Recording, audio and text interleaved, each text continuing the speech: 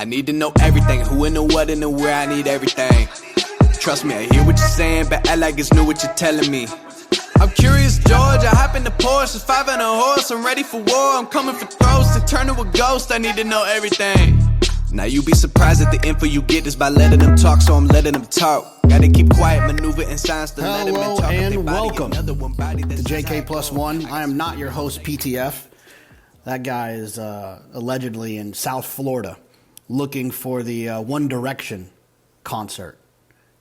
I guess he thought that he was going to One Direction this weekend at Pegasus, but it was actually One Republic. So from what I heard, he's just still down there looking for the One Direction concert. So I am your host, Jonathan Kinchen, and this is JK Plus One. This is episode 29, although it might not seem like that to you.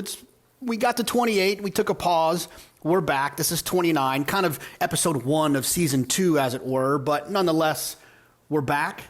And we're really looking forward to another year of these kind of inside the actor studio, as it were, with these industry types, trainers, jockeys, owners, horse players. And before we get started, I have to say that this wouldn't have been possible without our friends from Qatar Racing.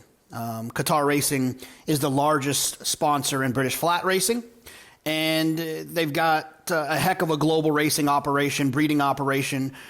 Most of their damage has been done in Europe. Now, Sheikh Fahad has kind of turned his attention to getting more involved here in U.S. racing. He's got 4 stallions standing in Europe. But now it feels as if he's making a move to kind of get some stallions here in the U.S. and to kind of raise his presence in Qatar Racing's presence here in the United States. And we're looking forward to watching that journey and being partners with Qatar Racing throughout that journey. So want to say thanks again to Qatar Racing and Sheikh Fahad for this partnership opportunity, and we look forward to a year of fun. If you're new and you haven't been here before, the idea is stories. The idea is behind the scenes. It tries to avoid who's the best horse you ever trained, all that stuff. Now, sometimes when you get John Sadler, you have to put him on the spot and ask him if Flightline's the best horse he's ever seen. But it's more, tell me about that one time you did that one thing and it was really funny. We try to find fun stories behind the scenes. If you've seen Cart Talk on the Fox shows, a longer version of that. And we're really looking forward to it. There's a lot of people I'm excited about having throughout this year, but we were very fortunate to get John Sadler for this first episode, reboot, episode 29. John has kind of played the Flightline thing close to the vest, it felt like, throughout Flightline's career, because I found out during this interview or this conversation, he's a lot like a horse player. You know, he doesn't want you to tell him that he's a lock in the last race of a pick 5. He doesn't really want you to tell him that he's home at the 8th pole. I think he wanted to get through Flightline's career without jinxing Flightline. And now that career is over, his new career will start, obviously, as a stallion. I think John was a little bit more open. So we're really excited to have John, and it was a fun conversation, really looking forward to it. I got to share some of my favorites of his that he had trained in Sydney's Candy and Twirling Candy. So without me rambling on any further, John Sadler. John, how was your trip to South Florida? It was great. I love Palm Beach. I hadn't spent much time there before. And it had the best weather in the United States last week, so it was great. Did you? I'd imagine that when Flightline first stepped into your care, there was always the hope that his career would end with some trophies. But I gotta imagine you never really expected it would turn out to what it did turn out to. Well, when you've trained a long time like I have, you don't necessarily know what's gonna happen. We knew when he came in that he was a shining star, and then to have it go the way it did, end perfectly was absolutely great.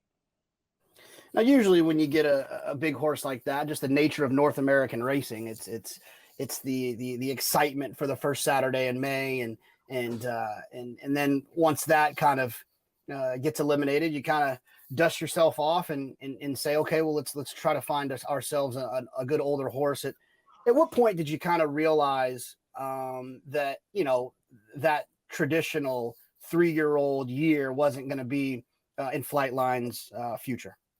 Well, pretty much it too. When he had the big scar on his rump, when he lost all the time down there, he didn't get out to me till, I want to say, late November of his 2-year-old year. So, by the time, and he hadn't had that much training it too, because he'd missed so much time. So by the time he got to me, it wasn't really, you're in January or something, you haven't even started, so we knew early on that the Triple Crown was off, was not going to be his plan. So the plan became to do right by the horse, to have him as best he could be, and then take it from there. Now, one of the things that I kind of wanted to start with is that, your career in racing, it goes back to Northern California, and you had some background and when it comes to the veterinarian stuff. At what point did you kind of realize you wanted to be a horse trainer? Where was that in your career? Well, early on, I started with the show horses when I was in high school, and and riding after school, and I loved the horses. And when my show jumping career, I didn't think I could really make a living in it. That's when I kind of morphed over to the race horses. So, I've loved horses my whole life. And then as my show jumping career kind of wound down, I said, I'm going to concentrate on the race horses. That's how that went. And what was that transition? How did you kind of get that start? Where did you, like Minnie, did it start, walking hots, or what was your journey? Yeah, absolutely. I'm a classical story. It went right from when I was in high school, I would walk hots in the summer at Del Mar. And then later on, I was given a few horses to groom, and I did that. And that's the hardest job I ever did, was grooming horses. It seems like I was slower than all the guys that I was working around with. And so I did that job second. Then thirdly, I went to work for a veterinarian, Dr. Jack Robbins, which was the father of, Jay and Tom and Don, great California racing family. And he was a great vet. He was also had a really well-rounded resume. He was a director of the Oak Tree Racing Association. He was, he had every job. So, and he owned horses successfully also. So I got a lot of background from him, and I really enjoyed my time with him. He was one of those guys, those older guys that had a dry sense of humor and, always made me laugh. So I really enjoyed working with him. And then after I worked for the vet, I went to be an assistant trainer, first for David Hoffman's, worked for him for a time and really enjoyed that. And then I got the call from Eddie Gregson to take some horses to Northern California in 1979. And that's actually when I started training. Of all those stops, which one do you kind of feel like was the most imperative to your everyday duties now? Was it the vet work, or was it actually working with the vet with Dr. Robbins, or was it the on track stuff and the condition book and the kind of the horsemanship of trying to get these horses to understand their jobs? Or which one of those early parts of your career do you feel like kind of molded you the most where you are now, or is it pretty spread out? Well, it's kind of spread out, but I think Dr. Robbins, because he was such a successful guy, he, even though he wasn't a horse trainer, he'd say to me, John, if you look at the program and you're more than 5-1, you're probably in the wrong race. So right away instilled, how you place your horses in relation to their best chance of winning races. And he would, he says, I get mad when I see a trainer riding down the road with a condition book in their hand. They should have had that done already. So he had a lot of keen observations on the game. And we had a really great practice at that time, or his practice. I was the assistant. The trainers that he worked for, were really good and really, tremendous horsemen, and he worked for guys like Noble Three-Wit. I go through it as the barns go through the Santa Anita barn area. Noble Three-Wit, Lester Holt, Ron McAnally, Gary Jones, Warren Studi, guys like that are long gone now, like Joe Manzi was a tremendous horseman, and John Sullivan, and who else I want to say in there? Buster Milrick. I mean, these are really classic guys from the late 50s into the 60s, and a lot more. Keith Stuckey had a horse called Ancient Title, which is a big horse around here. And he had a lot of smaller barns also that were, it was an era when the smaller barns could still survive with really smart guys running them. It's funny you say that. Part of the way I do these podcasts is I try to ask some questions to people around the subject. That way they can kind of set me up to get some fun stories, interesting stories, some off the beaten path type things. And friend of yours and colleague David Ingordo actually had a quote that fits right kind of what you were saying. He said, Sadler loves all the old time guys. He's a bridge in a lot of ways from that bygone era of trainers when trainers were horsemen and had some class. What do you feel like he meant by that comment? Well, some of the stories are lost to political correctness over time, which they probably should be. But those guys, it was about like when they put a horse in, they really knew what they were doing, and they, there was a lot of them were kind of, flawed characters in that era. Maybe they drank too much or maybe they smoked too much, but by God, they were all really good horse trainers, good caretakers. They loved their stock. And, they just knew what they were doing, even if they had lesser horses, they knew they always had a plan. It was mapped out. I mean, my first day working for Jack Robbins, this is one of my favorite stories, is we pulled up outside Buster Milrick's barn, and he says, go in and introduce yourself, see what Buster Milrick needs. So I got out of the car and I walked into his office, and this dog just lunged at me. I mean, and I flew out of that office and, ran back into the road. Well, the dog was on a kind of a long leash, so he's never going to bite me. But they thought that was so funny just to terrify me, Buster Milrick and Jack Robbins. And, they teased me about that for about, good 4 or 5 years. John, we never saw anybody come out of that office that fast. This dog was mean. Her name was Buttermilk.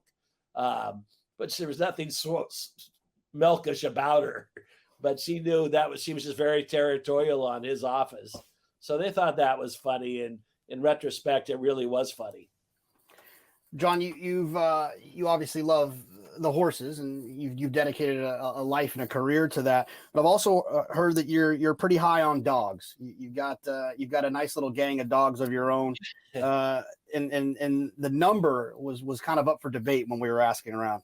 Yeah, it's actually up to 5 right now. So we have a lot of dogs at home.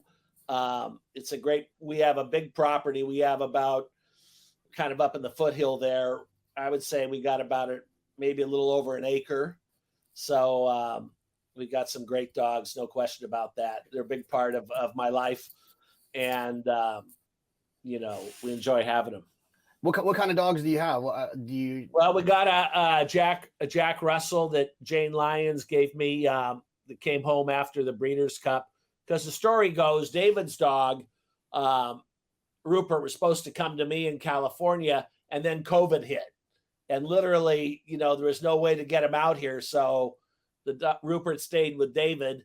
And over time, I could tell after he'd had him 2-3 weeks, I mean, that they'd already bonded. And so he stayed back there. So this was our dog, Checo, is from the same breeding lines as David's dog, Rupert. So we have one of those. We also have a French Bulldog. We have a Beagle. We have one God knows what it is.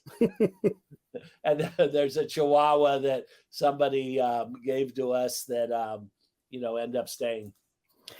We have a French bulldog, and it seems anytime I talk to French bulldog owners, these little suckers all have the same little quirks, same little personalities.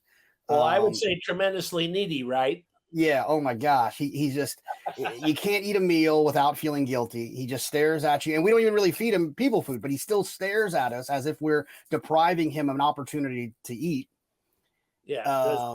Same experience here. They're really, really that way.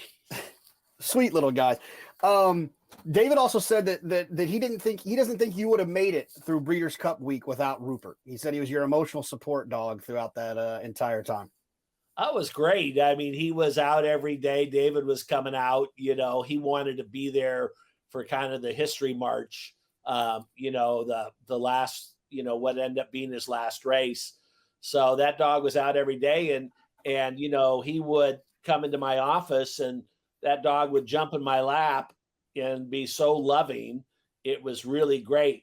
And I didn't know Jack Russell must have a pretty good stomach, because he got plenty of Starbucks banana nut bread. I said, it's okay if I give him this much? And don't worry about it. Nothing bothers him. So it was banana nut bread from Starbucks, usually from the day before, because, people would come in and bring us some Starbucks stuff, and inevitably the next day there'd be some leftovers. So that dog loved that banana nut bread. And it's cold there in Kentucky. You get inside the office and hang out a little bit. How was that week for you? Was it a stressful week? I mean, obviously, you had let him over there, Flightline, that is, a handful of times prior to that. So you knew what he was. You knew that he was a special horse that that week I kept saying emphatically, if he breaks, he wins. If he breaks, he wins. There's no scenario from a racing standpoint that I felt like was going to get him beat. Did you have that type of confidence, or were you a nervous wreck of just trying to keep them together because you know how quickly things can go wrong? Well, I mean, I felt the same way. His numbers were so much faster than everybody in the field that if he ran his race, or he didn't run quite his best race, it'd still be plenty good. There's a calmness to being 1 to 5 to a degree, because it can cover up for a little bit of sins. But that being said, horses are a day-to-day proposition. Anything can go wrong, anything can happen. It was quite stressful for me. So I pretty much was just training the horse. I skip a lot of the, we were there actually 2 weeks. So the first week I kind of did some of our social stuff and went out to dinner and this and that. And then I just really kind of buttoned down the last week just to make sure that, I was right next to that horse. And I've often said, over the last 2 years, I wanted to be there to walk right next to him, so I experienced it all. Not that I was, over henpecking, but I wanted to, when you're going through history, you want to be present. And that's what I tried to do with him. Of his 6 career races, was the Classic the race that you found yourself kind of the most nervous for? Or at that point, did he show you so much on the racetrack that possibly it didn't rank as high as some of your most nervous moments leading up to any of his 6 races? I think my most nervous moments were leading up to Pacific Classic, because, I felt he was so good at Del Mar and training so well. I mean, it was just like, I can tell you a couple little things now that never been told before. Like 2 days before the Pacific Classic, somebody on the track fell off right in front of him, like 20 yards away. Here comes this horse barreling towards Flightline, and Juan's able to avoid him, or, the day before the Pacific Classic, I think I heard Flightline kick the wall a little bit, and the whole barn shook. I mean, can you imagine? Think about like surfing one of those monster waves, and what a good job Juan Leyva did, riding them on a daily basis. You're riding an 80-foot wave. You have that much power, that much strength, but you can't out physical it. You've just got to out finesse it.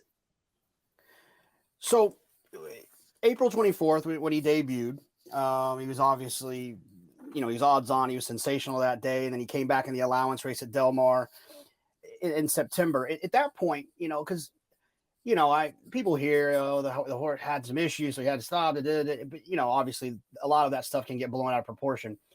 After that September race, was there a target outside of the Malibu, or did you just kind of realize at that point, let's just kind of shut him down here and let's look to the Malibu? Was there any thoughts of trying to be ambitious in any ways with the Breeders' Cup? Or yeah, there was. I mean, we had two choices after his second race, and that was either run him in the Breeders' Cup Sprint, because I felt like with two races he wasn't really quite ready to stretch out. Wasn't the time. So do you run in the Breeders' Cup Sprint, or do you wait for the Malibu? And I thought off of two races, and knowing how, if you look at the sheets and see how fast he runs, the sheets scream a little bit, don't crowd this horse too soon, because these are historic type numbers, even early on. So I made the decision to bypass the Breeders' Cup, probably cost him an Eclipse Award, at 3 as the best sprinter. And I said, you know what, we'll win the Breeders' Cup next year. So it was a conscious decision to skip the Breeders' Cup Sprint. You wait for the Malibu, which, is a fabulous race here at Santa Anita. And I say that the Malibu, to me, counts as one of his 2023 races. It's 3 days. It's the start of our calendar in California for the it's December 26th. So I said, it's against your own group. It's right here. It's a nice stretch out, at 7/8, and that looks like a perfect spot. So we decided to wait for the Malibu, and then you saw the Malibu. Yeah, he was outstanding, and I agree. I think the Malibu it's always seems to be one of my favorite races of the year. A little bit later in this conversation, we'll talk about one of your Malibu winners that I loved, and it was a very funny story. But I want to finish here with Flightline. So after the Malibu, then was the Met Mile kind of the next target, or were you looking to try to get something in between there? Yeah, we were looking to run probably in the Triple Bend here. But he had a workout after the Malibu. He had like 2 works, and then he come up a little sore in his right hind leg. And that's when we diagnosed it as a little bone bruising in his right hind hock. So it took the Triple Bend out of play. Now, it wasn't horrible, but he wasn't going to be able to run in that race. So when we missed that one, there's also a race at Oaklawn we could have gone over there for too. But anyway, when we missed that one, then we said, the next important race is the Met Mile. And when we started the year, the Met Mile was always right up there because, you have a brilliantly fast horse. The reputation in New York is the Met Mile is a stallion race. It's a 1-turn mile. It just looked really like a nice spot for him. So once we missed the middle race, then the focus was on New York. Now, I thought that was one of his best performances in the Met Mile. Just, Flavien had a little bit of adversity there, right? It felt like he got shuffled from the inside. That's why I hate drawing the rail. I don't care what kind of animal it is. It just, things can go wrong out there that don't typically go wrong when you're 3 wide. I'd rather be 3 wide and lose a step than what happened there. Was that a pretty anxious moment for you? Yeah, it really was. I mean, it was a scary moment, In his first couple races, he'd been, he's such a bull. We did a little, I think in hindsight, criticizing myself, I did too much schooling in the gate, so we schooled him in the gate quite a bit at Santa Anita because you want him to be good in the gate when they go out of town. And then the day before the race, I stood him in the gate at Belmont Park, and he schooled beautifully, but turns out I kind of overdid it. So when they opened the gate for the Met Mile, he just kind of stood there. And broke poorly. And then he's so fast. when Flavian kind of smooched him to get back up in position, he ran himself right up into trouble. And I think he's checked him once or twice. And then finally, Flavian took him to the outside, and then it's all over. But that was definitely the race that he had the most trouble in. And, a lot of horses couldn't overcome what he overcame that day. And a very sharp horse at that time in Speaker's Corner, who's was a very good horse, and maybe was never quite the same after that. Selfishly, I, as a person who spends 40 days in Saratoga in the summer, I was hoping and praying that there was a possibility that you would bring him to the Whitney. Was it ever really a conversation, or did you always kind of know for sure you were going to keep him there for the 1.25 miles of the Pacific Classic? Yeah, well, this is what I don't know, for that horse, he gets a little bit amped up when he was flying. So to go back to the Whitney, then we'd had to fly back to California and then fly back for the Breeders' Cup. So he was going to have to fly 3 times. I said, he's went to New York once. He'll go back to Kentucky. So he'll have 2 flights. So it's just more about how many times you're going to put him on a plane. So there was some discussion of the Whitney, and I said, no, I'm not worried about the Whitney because, if those horses run well in the Whitney, we'll run against him in the Breeders' Cup Classic. Let's take one at home. He loves Del Mar. He just adored that track. Might have been his favorite surface. And take the Pacific Classic. That's the biggest race on our calendar. Great race in the summer. And then we'll see those horses in New York again in Kentucky. Indulge me a little bit just for fun. What are some of the spots, if we would have been fortunate enough to see him this year, that you would have liked to have taken on with him? Some of the kind of wishful thoughts of things you would have wanted to do with him if he wasn't worth $200 million and is a stallion now. Well, I mean, we would have liked to have squeezed another race in there, whether it was the Triple Bend or just any of the other big races. We'd have liked to maybe, had another one. But, what did Allen Iverson say? It's just practice. I mean, Flightline, it would have been for your enjoyment, my enjoyment, the fans' enjoyment. But Flightline never needed one race to get ready for another, really, if you know what I'm saying. Right. You could take him over there on the biggest stage on the biggest days. And, I was never worried, he's not ready, or, I wish I could have run him once more to get him ready for this race. For me, it was always about having him at his best when he went over there, because he was going to be good enough. There's no question about that. So I would have liked to have had another race. But it's, every horse has a different journey, and we were doing what was right for Flightline.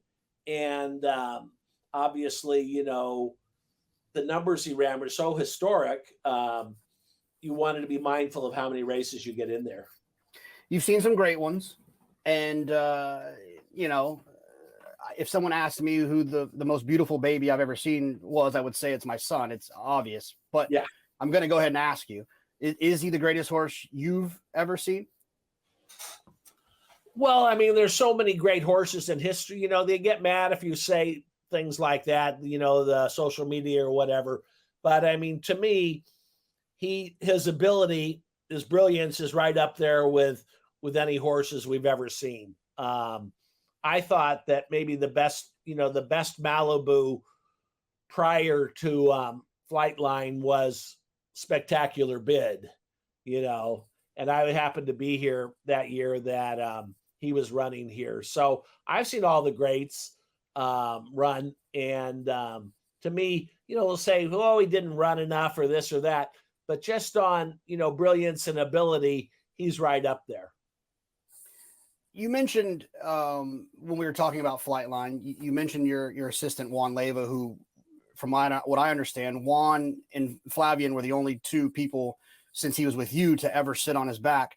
But it also sets me up to kind of talk a little bit about some information I gathered about how important your staff is to you. So before we get to Juan and Flavian, I do want to talk a little bit about Caesar and Renee, who you've been with you for quite some time. What do they mean to the operation, Flightline's success, your success? Well, I don't know, but I think I'm up there with the leaders of guys that have long-term employees. Adolfo Correa, who is his groom, he's been with me for, 25, 30 years. Renee Quinteros, who's one of my foremen, and Cesar Aguilar, who's the other one, have been with me, 25, 30 years. I have a lot of long-term people. So I'm just blessed to have them, they're just great horsemen and they've been with me a long time. So I don't even know how to, it either means I'm a good boss or whatever, but I have I think being the boss, you got to be consistent, with horses what needs to be done. It's not a job for the weak-hearted or people that don't want to work. But if you work and you're treated consistently, people like to know what's expected of them. And I love all my employees because, you spend more time with them than you do your own family. It's 6 days, 7 days, mostly a week. So, you want to you get along with the people you work with. And I'm blessed, I just have some wonderful, wonderful grooms and hot walkers and riders. They've been with me a long time. So, I can't throw enough roses on the people that work on the backside. And not just me, I'm talking about the industry wide. Absolutely. Yeah. It's this game simply doesn't operate without those hardworking men and women. It doesn't. I heard that Renee kind of did something a little interesting with Flightline. His days were a little bit longer when Flightline was in the barn. He would get there a little bit early because Flightline had some habits that he liked. Well, absolutely. We originally with Flightline, we'd take him out at 4:00 and walk him a little bit, about 20, 30 minutes before he went to the track in the first set. And then a couple of days, he was jumping around so much at 4. I said, let's take him out a little bit earlier, so he doesn't kick the walls, because he had a tendency to kick the walls when he was in at the track. We had special pads made. Can you imagine kind of the pads going up halfway above the wall? And then one time we saw a hoof mark above the pad. So we had another set. So he was in a padded stall top to bottom for his whole career. And it wasn't because he was a bad horse. He just had a lot of energy, And if, he could hear a garbage can drop 3 barns away and his ears would go up. So Renee would actually take him out at 3:45 and he'd walk him some. And then he'd just let him, I think Jay Hubday termed it, stare at the stars. That's where he started to learn to pose. He would just get outside and, look at the moon a little bit and get him nice and calm before he went out. We took him out in the first set because I usually view in California on my surface, the track is in its very best early. It's got a lot of moisture in it. It hasn't been gone over. So he would go out usually in the first set, except when he was working. You'd take him out later because you wanted to see him in the light. But otherwise, he'd go early. So he loved a routine. I think horses like routine, and that was his routine. Was there any science to the consistency with Juan, your assistant Juan Leyva? Well, Juan Leyva, he's just a great assistant. He's really invigorated my career. And he's a beautiful rider. If he's not the best in the country, he's one of them. He can gallop a tough horse. He can work a horse perfectly. He can really do anything on a horse that you want. And he rode this horse, which is not an easy horse to ride, especially early on or even at the end, because he was so strong. He rode him to perfection every single time. And I want to tell a couple stories on Juan that I like. To me, Juan is like Phil Jackson. Had a good, solid career riding. Phil Jackson had a nice career in the pros, but are going to be, Juan's going to be a better coach than he was a player, as we say, because you have to develop your other skills, and he was like that. And unfortunately, he beat me in the Breeders' Cup one year. I had Switch and he had Musical Romance. He came up the rail, and Rosario came wide on Switch. And I've often said, that I had to get Juan back so I could punish him for beating me in the Breeders' Cup that day. And, he rode a really good race that day. And, how much grief would that have saved me if I'd have won one a little earlier in my career? Because remember, I went through that period. John can't win a Breeders' Cup, I had to hear that ad nauseum. Yeah, I do remember that actually. And I actually kind of tried to look it up. I remember there was this thing that John Sadler couldn't ship. Yeah. And we'll talk about my love for Sydney's Candy. And I remember when I would talk about Sydney's Candy, people were like, well, John Sadler can't ship. He can't ship. He can't ship. Do you feel like that was just a luck thing? Do you feel like you had to adjust some things? Do you think it was just luck of the draw? What were your thoughts when that was kind of happening? Well, when that's kind of happening, a lot of times what would happen to me in the Breeders' Cup or even shipping is you might have the best horse in California. You win a lot, but I think every time, some of those Breeders' Cup races, I think I was third every time Golden Cova ran, So I would come from California with a nice horse, but I wouldn't end up beating, Cricket Head or somebody like that, with a great European champion. So, and then I think over the years, we adjusted a little bit is we started to ship out a little bit less often, because, it doesn't really make too much sense to go unless you want to go, you want to be the favorite. So I think I may be a little more selective as the years have gone by. But a lot of time I had good horses. You go and the owners want to go and you can say, oh, I don't want to run in the Breeders' Cup because I'm 12-1. You've gotten that far. You're going to go give it a shot and see what happens. When you made the decision on Flightline with Flavien Prat, was it always a decision? Was there any kind of behind the scenes? Because I do know that for a long time, and it feels like thinking about your big horses, there was a lot of Joel Rosario mixed into there as well. Was Joel ever in contention here? Was it Flavien from the start? How did that all come about? Well, Rosario, when he was here in California, rode a lot of winners for me. So, but he's already been gone, 5 or 6 years to the East Coast. So Flavien was clearly the top rider in Southern California about the time Flightline was going to run. So as we're training Flightline, getting him ready for his first race, we know what a great horse he is. I said, we want to have the best rider here on him. And that was clearly Flavien Prat. He was dominating here before his first race. So it just made sense. You couldn't have really gotten Rosario to fly out to ride him. Well, maybe I could have, but it made sense for Flavien to ride him first time. So I wanted to talk a little bit about some of your past horses.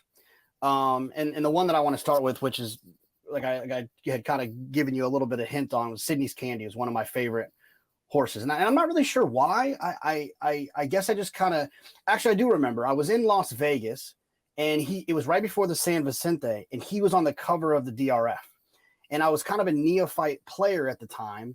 And I just remember being like, if they put this horse on the cover, he must be pretty good. Which, if only now, that was how I made my decisions in wagering. And I remember my friend and I, Robert, were just kind of fell in love with the horse and kind of started following him. And we got into some real estate investment in Austin, Texas, and we made it. We bought an apartment complex, we renovated it, and we changed the name to the Sydney after Sydney's Candy.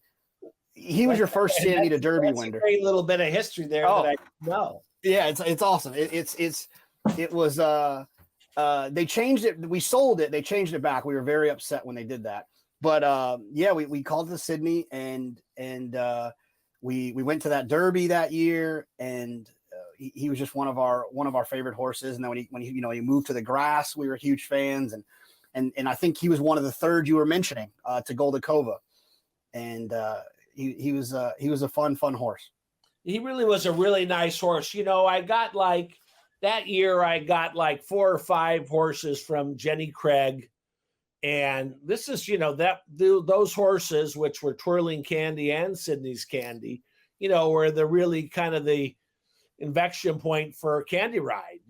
Candy Ride started off a little bit under the radar. And I got these 2 big colts in. I said, both of these are nice. And Sydney's Candy was a top level horse, really good. And we won a lot of good races with him. And I just thought he was tremendous. He got a little bit unlucky when he won the Santa Anita Derby. That was synthetic that year, so maybe he didn't transition that well back to the dirt that quickly, for the Kentucky Derby. But he was a good horse. He could win on any surface. He had a race down there. I think it was the La Jolla at Del Mar, where, Baffert put Martin Garcia on there and give him the suicide instructions, make sure you run Sydney's Candy out. And I don't know how fast he went the half that day, but he brushed that horse and kept going. So, oh yeah, he was 13 links clear when they turned for home. And, yeah. and if I'm not mistaken, I think I could be wrong about this. I think, and I should have checked. I think you got the Trevor Denman. They would need to sprout wings to catch Sydney's Candy. I'm pretty sure that you got that call too when he turned for home, which is always exciting. I can imagine for a trainer to get that call from Trevor. Yeah, that's a good call. So, I mean, he was just a really good horse, and we enjoyed the heck out of him. And like I said, I had 2 great ones in that crop with Twirling Candy also. Yeah, he was one of my favorites as well. He was kind of a head case. Is that right? Wasn't he kind of a little bit of a tough one? Totally. The first time we worked him, he went down into the turn, lugged out, and pulled himself up. And then the second time we worked him, he did the exact same thing. So the third time we put him in company, and he outworked the company easily, went like a star. And then during his career, he had to work in company every single time because he wouldn't work by himself. He needed to go with another horse. So, over time, it was very, very trying. I said, he's wearing these horses out that are working with him. And so we actually claimed a horse called Hammurabi, and I claimed him for Jenny Craig just to be the workhorse with Twirling Candy. So he would work with him, and then, I wouldn't run him because I needed to make sure that his main job was to work with Twirling Candy. So Twirling Candy had a tremendous amount of ability, but he needed company all the time. I was in Grand Island, Nebraska. My ex-in-laws lived there. I was in a Texas Roadhouse bathroom watching on my phone Twirling Candy win the Malibu. I was at dinner with my in-laws. I didn't want to be now I wouldn't care, but back then I didn't want to be on my phone watching a race at dinner with my in-laws. So I went to the restroom, doing air quotes here, went to the restroom and watched Twirling Candy's Malibu from a Texas Roadhouse bathroom in Grand Island, Nebraska. Yeah, and that was a tremendous race, and I think he still has a track record at 7/8 at Santa Anita. The track we'd had a week of rain. We'd run a little bit more in that era back on a kind of semi-sealed track or something like that. But he was really a talented racehorse. Joel said that, he never felt like the horse gave him 100%, because he was just that kind of horse. But he had so much ability, it was unbelievable. Victory Encounter was your first grade 1. What do you remember about that one? It was it was a filly I claimed. She ran a 13 on the sheets the first time. She came back for 32. So she looked like she was well worth the money. I claimed her, and for a really good guy, his name was Tom Mankiewicz, and he was a Mankiewicz, son of Joseph Mankiewicz, that directed Cleopatra, and you still see a Mankiewicz on Turner Classic Movies. He was kind of Hollywood royalty and a good friend of Jerry Moss's, and they hung out a lot over the years and everything like that. So I think he originally owned a horse with Jerry Moss, and he said, I'd like to get a couple on my own, and I got the nod and claimed him a few horses. And he was a karma guy, Tom Mankiewicz. He was so good. He'd say to people, he'd go, never look cheap in front of your trainer. Then he'd whisper me, John, don't spend more than 40. He just had a great sense of humor. I think he actually directed Dragnet, the one with Dan Aykroyd in it, the spoofy one. So he had a lot of sense, but he was so good. Whatever I wanted to do was fine with him. And she won easy when we started running her, and we moved her around, and she went up and won a Group 1, and she was a nice filly. We sold well as a broodmare in the sale, but I remember her mostly for her owner. He was a great guy, and he would say to me something like, John, I'm fine with cheap Chardonnay at the track. He was just a good guy. You went on to win with another mare, 6 Grade 1s with Stellar Wind.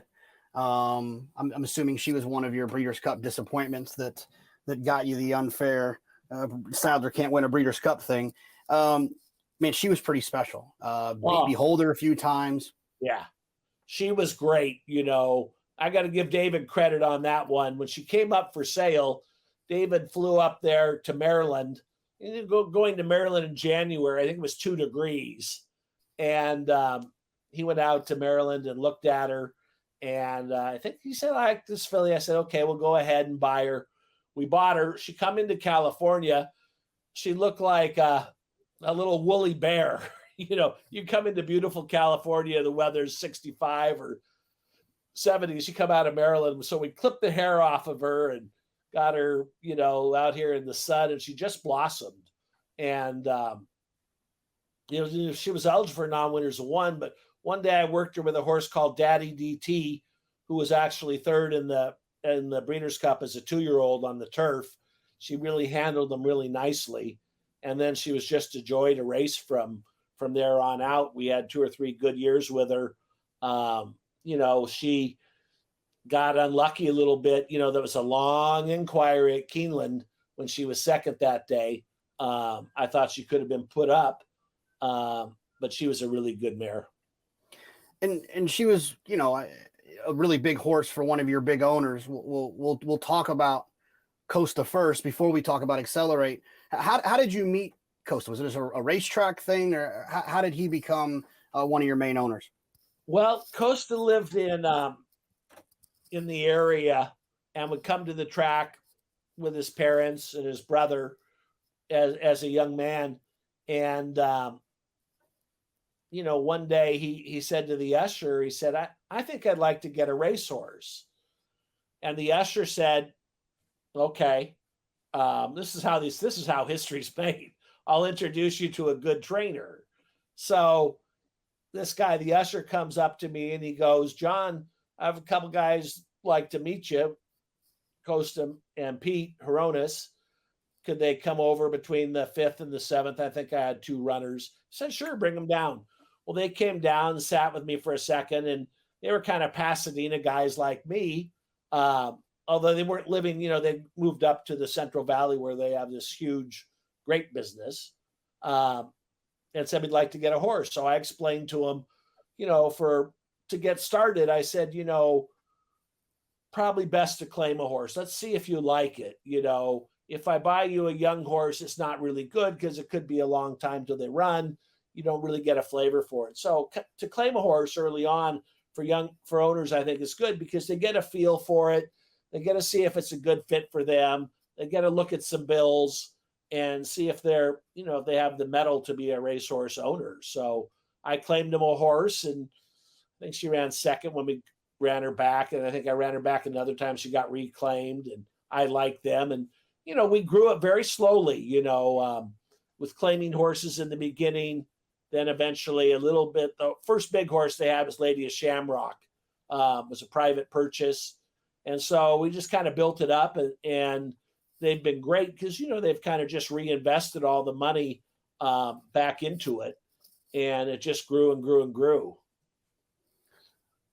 Accelerate, looking back at his past performances, he was good. He started off good, and then he was always a very useful, talented horse. And then throughout his long career, which is pretty long career for what, the modern thoroughbred, he ended up becoming really good. What was his journey like to get him to win that Breeders' Cup Classic?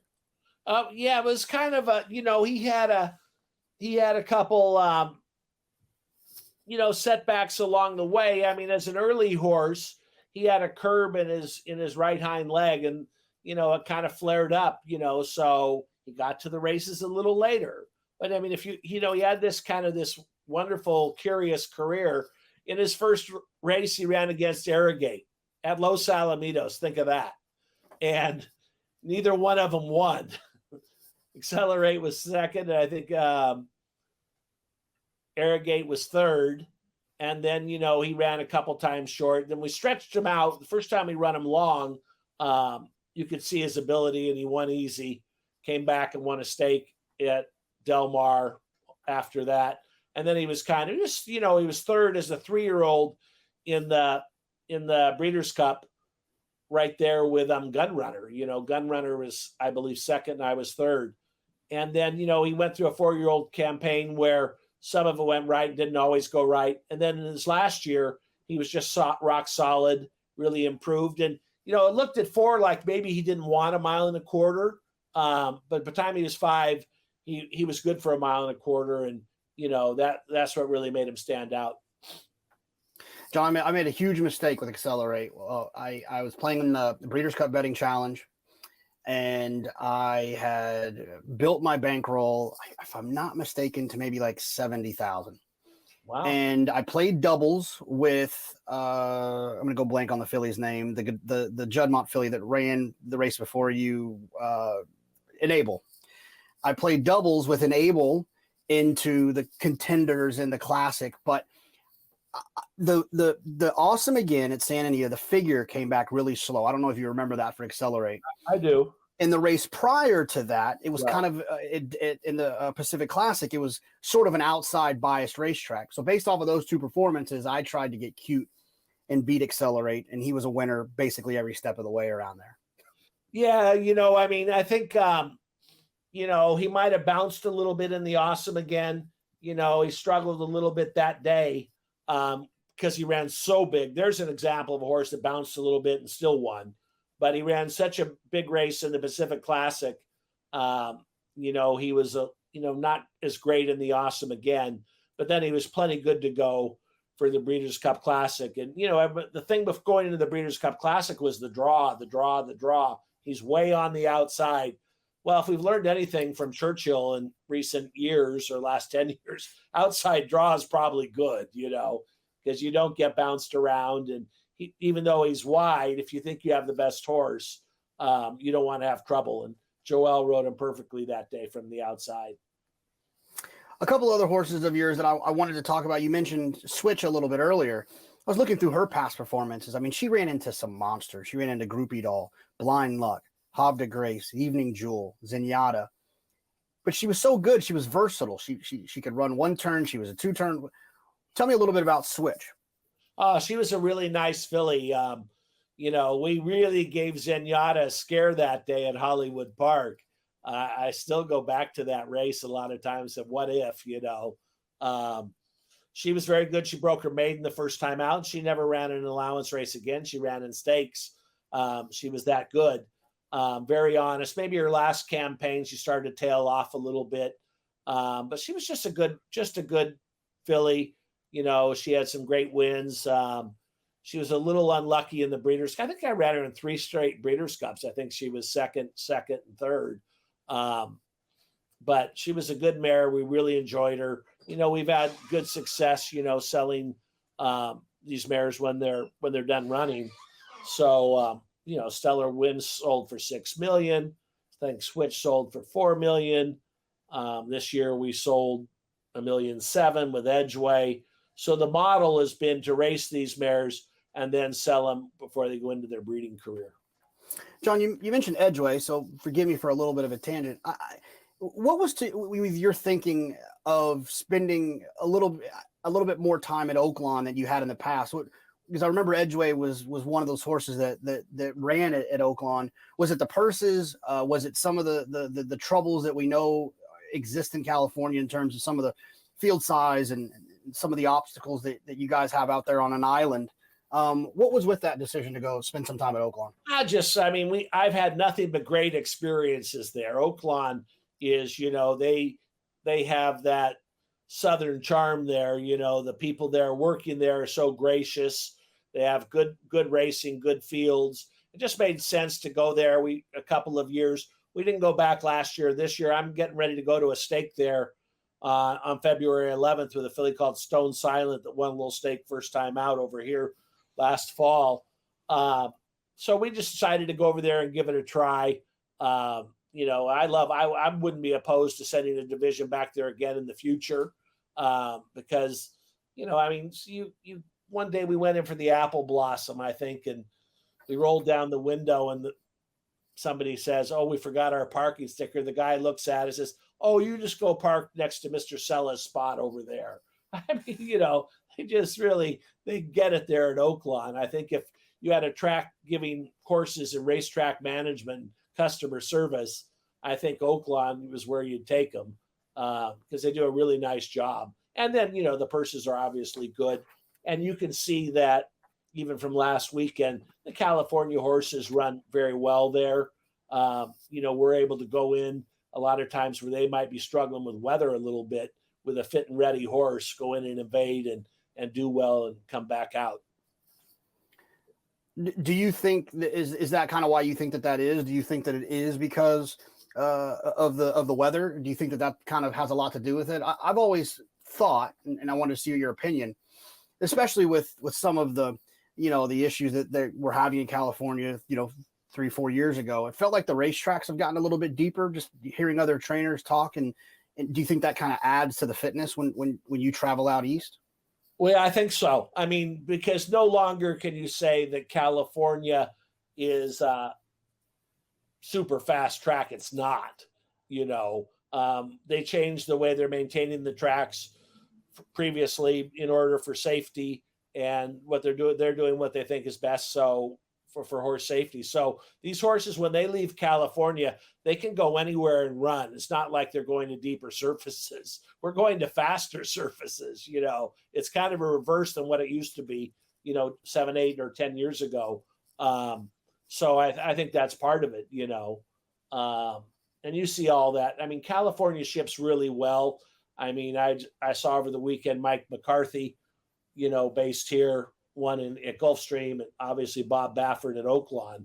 So, I feel like horses coming out from California really can run on any dirt surface in the United States.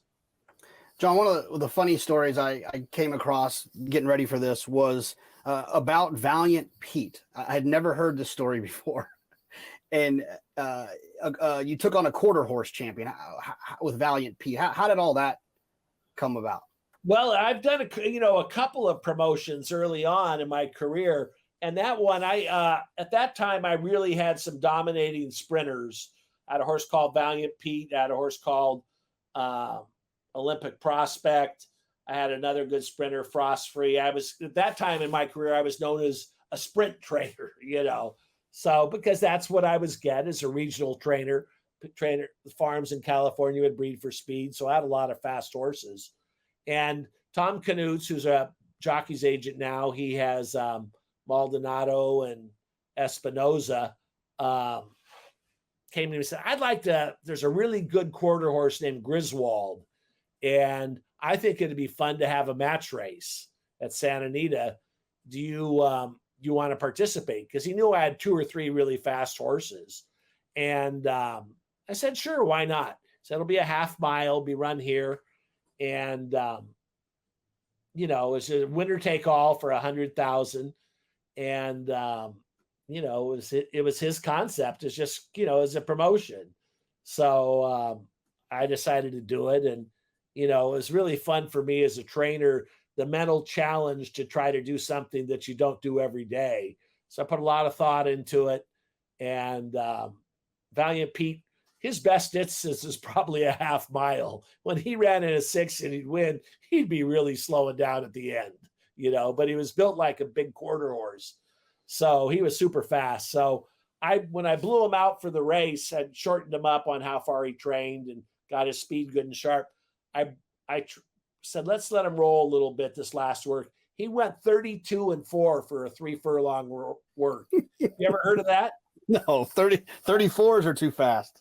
Yeah. So he went 32-4, and this was about a week before. And, it's obviously the fastest. I've never worked a horse. I've never had a horse work faster before or after that, or even tried or whatever. But he was just a quick thoroughbred, but looked quarter horsey. And, I said, if we can stay close to the quarter horse, I think we can wear him down. And Julio Garcia, who now rides all the work for Wesley Ward, he rode him that day. And we spent a lot of time schooling him in the gate because he was big and aggressive in the gate. And I said, if he breaks good and lap on that horse, he can wear him down. And that's what happened. So that was just a lot of fun. It was a fun promotion, trying to do something different. Were you the favorite that day, or was the quarter horse the favorite?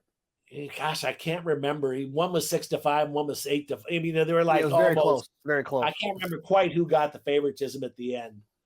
That's so funny. And the other horse was a dominant horse, 870 horse from Los Al. I mean, he'd won everything they had on their long distance races in the quarter horse era. So I wish we did more stuff like that nowadays. I mean, we get so caught up in jackpot wagers and these full field turf races where you got 12 or 16 you got 12, 16 claimers in there, and I feel like it's a great betting product. And I wish we did stuff like this more. It's fun, and it's easier to digest. I think from a new player, it's easier to digest. Yeah, I think it's fun. I mean, it was, like I said, it was so novel, a quarter horse versus a thoroughbred, at that distance. And you really need, he was the best quarter horse at the long distances. So it was just a fun day, fun concept. And it was a great thrill, really, because I felt it like tested me to do something I don't do every day. And, I consulted with some guys like Henry Marino that had trained both breeds. And, little things become so important. You're looking, Los Alamitos is a little tighter than Santa Anita. I thought I had the edge there, little things that would make the difference. And it was good fun. The Bay Area, it seems probably had a pretty big impact on your career. Your first win was at Golden Gate. Do you remember that day specifically? And how many starters, or about how many starters did you have until you got that first win? Not too many. I think I might have got it in the first 10. I went up there and first of all, they gave me 0 stalls. I put in a stall letter and they didn't give me any stalls. They didn't know who I was. So Eddie Gregson, who was sending me up there with some horses to start, called them and they gave me 5 stalls. So right in the middle of the barn, nothing was organized.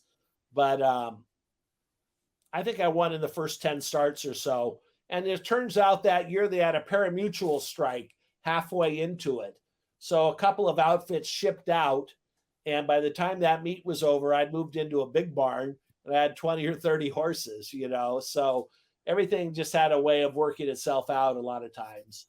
And when I was up there and getting started, I never turned down a horse to train.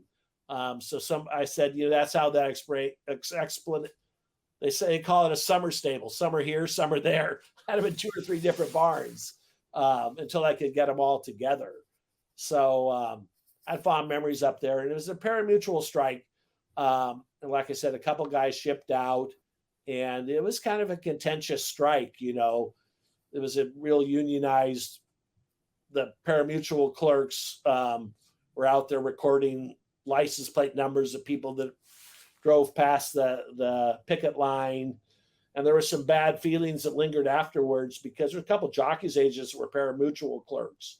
So, it was kind of a tough week or 10 days when they had that strike going on, but they got it resolved, and everything went back to normal after that. David and Gordo told me to ask you about the time that his dad took you to the Chinese restaurant by Bay Meadows.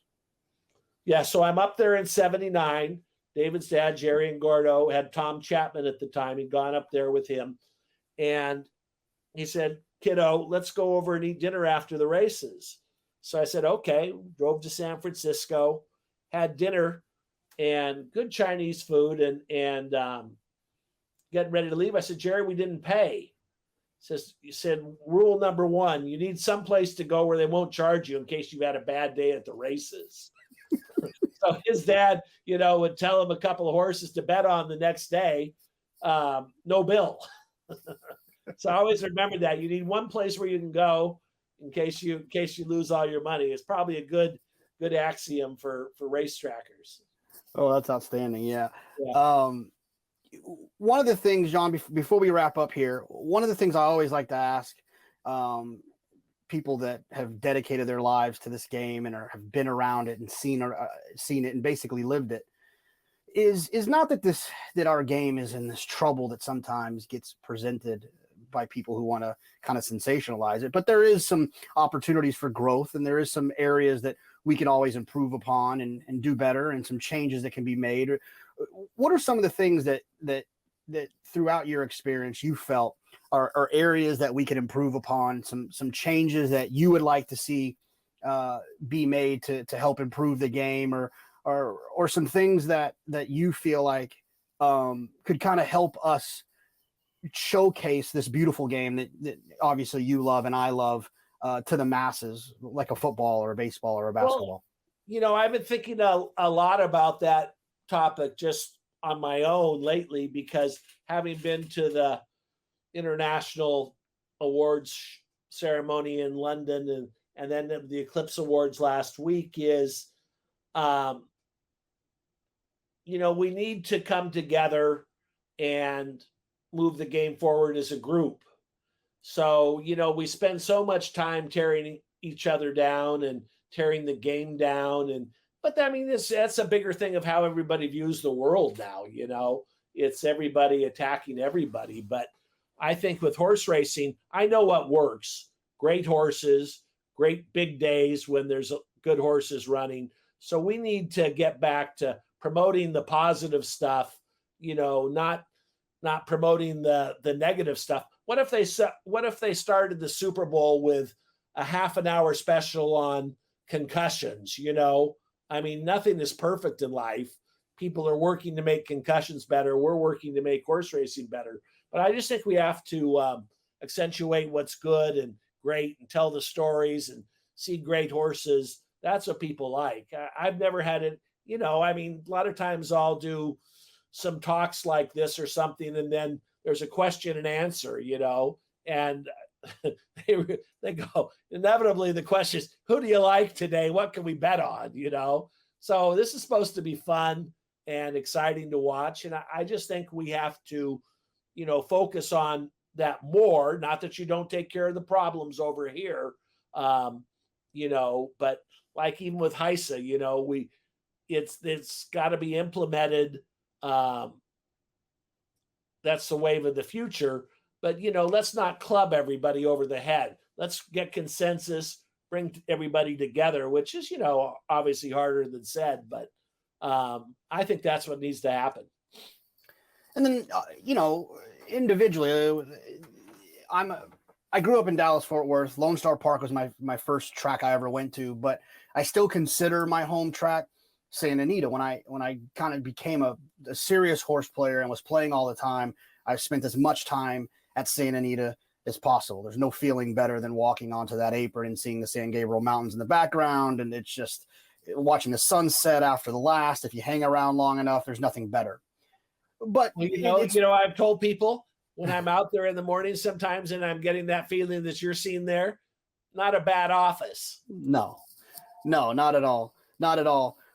But it is obvious that because California is on sort of the island, Maryland, you can get to 17 different racetracks in less than an hour. Is there any specific problems that you would like to see some changes to kind of help California along that maybe some of the people on the East Coast aren't nearly as aware of? Thank you for calling John Sadler Racing. Please leave a message. That was my other phone. No, you're fine. I think it's, in California, we have a lot of people work really hard. I think in a couple of years, we'll get some help gambling wise, to raise the purses. I think California just needs to work hard on, taking care of their product and improving it. And I don't know, specific changes, I think we need another facility. We need Del Mar to be open year round. We really thrived when we had Hollywood Park open in Santa Anita, just because you can really build your barns up, plenty of stall space. So I think California is going to do okay. They just have to keep working at it. John, I know that the requests have been a lot for you this year, I would imagine, with having such a special horse in Flightline, and I really appreciate you taking the time a couple of days after some travel and some good travel down to pick up some trophies. And from all the horse players and racing fans out there, I want to thank you for everything you've done with Flightline. It was a very engaging experience, I think, for all of us to see greatness. And it was a lot of it had to do with your care for the horse and your partners and the owners. And we want to thank you for your time and thank you for this experience with Flightline. Yeah, and I appreciate that. I'm happy to talk about it now, because even more, I think I was a little tight-lipped as I was going through it because I'm kind of superstitious, You don't want to be in there saying, this and that. Why you don't want to jinx yourself? I guess that's a suspicion of a horse player, or sometimes you don't want to ask somebody what they bet on, because you feel like you're jinxing them. I completely understand.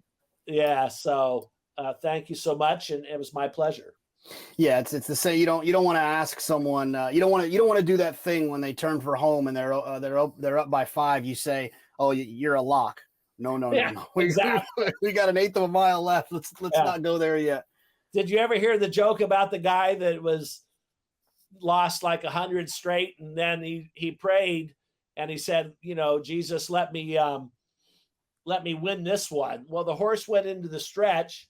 The horse was winning by a long way, and then he went right to 4-letter words, the last eighth. And the guy said, what about religion? He says, I'll take it from here. Anyway. That's amazing. John, I appreciate the time. Okay, take care. Okay, bye-bye. Bye-bye. John, thank you so much. Really appreciate the time. Just having that conversation reminded me how awesome Flightline was. What a talented racehorse. So much fun to watch. And it also reminded me how much I stinking love Sydney's Candy. And look at those past performances. It's not like he was some world beater. It's one of those deals that when you're first getting involved in the game and you kind of fall in love with that first horse that kind of really captivates your attention. Like that was Sydney's Candy for me.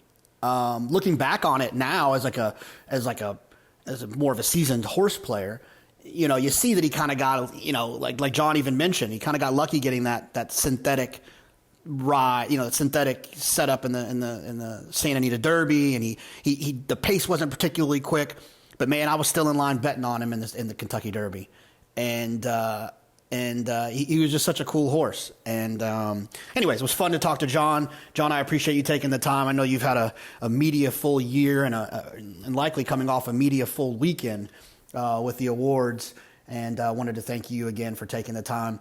I'm glad everyone's back, and thank you guys for tuning in. Like I said, episode 29, episode 1 of the second season. We're going to keep rolling. We're going to try to have these out for you every Wednesday. We are going to do a couple of video ones. I'm going to do some video ones. I've got one I'm really excited about. I'm just going to let it out of the bag now. Angel Cordero. I'm going to try to get Angel on, and I plan to do that one with video because I'm going to have Angel telling stories. And if you've never sat with Angel for an extended period of time and heard his stories, I'm really excited to share that with everyone. If you have any guest ideas that get you excited, tweet them at me. Guest ideas for JK+1, anyone that you'd like to hear on here, let's do that. You can tweet those at UT Big Hair. Also, what else? What was I going to say? There was something else. It was kind of important. Subscribe, share. If you don't mind sharing these, if you liked what you heard something funny, share them, retweet them. Just gets other people to be able to hear it. We want to get these stories out, get these out so that everyone can hear them. So usually at the end of these, I do this thing where I thank everyone, and it's and I try to do it off the top of my head so that there's some suspense on whether or not I forget someone. I guess I'm going to do that again. First of all, first and foremost, I want to thank Qatar Racing and Sheikh Fahad for the support and the partnership opportunity. PTF, wherever he's at, our fearless leader. I'm sure he's in the Brooklyn bunker listening to One Direction since he was so disappointed that he missed their concert. Drew Coatney, our business manager and Breeders' Cup Betting Challenge champion, a title that I don't have. And thanks to Marshall Graham and Matt Miller. I want to thank all the other people on the network. Spencer, Nick Luck, Acacia, Maggie, Matt Bernier. Who else? Billy and Michelle. I'm going to have to get better at this. Whatever, it's fine. I think I got all the big ones. Maybe I didn't. Maybe I did. Anyways, I'm so glad you guys came back for episode 29. Episode 30 next week. I don't know who yet. I guess you'll probably try to figure that out. And if you're participating in any pari-mutuel wagers, I wish you the best of luck. I need to know everything, who and the what and the where, I need everything. Trust me, I hear what you're saying, but act like it's new what you're telling me. I'm curious, George, I hop in the Porsche, it's 5 and a horse, I'm ready for war, I'm coming for throats, to turn to a ghost, I need to know everything. Now you be surprised at the info you get is by letting them talk, so I'm letting them talk.